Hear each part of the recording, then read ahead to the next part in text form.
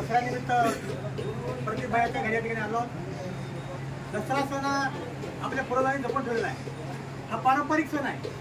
ह्यातील सर्व पाहुण्यांचं अतिथी स्वागत चांगल्या प्रकारे केलं जातं. नुसतं स्वागत नाही तर त्यांना खाऊन पिऊन जेवून पाठवलं जातं. आणि तो सण दसरा. दसऱ्यानिमित्त सर्व आपले जवळचे लोक आहेत, नातेवाईक आहेत, मित्र आहेत, सर्व परिवाराला बोलवून त्यांचा सहभागाचा कार्यक्रम ठिकाणी होतो. मी देखील प्रतिभाच्या घरात माझ्या सर्व कुटुंब परिवारासह माझी सासू, मेहुणे, माझी पत्नी, माझी मुलगी, मुलगा आणि मित्र परिवार सर्वांच्या वतीने त्यांना भेट दिली.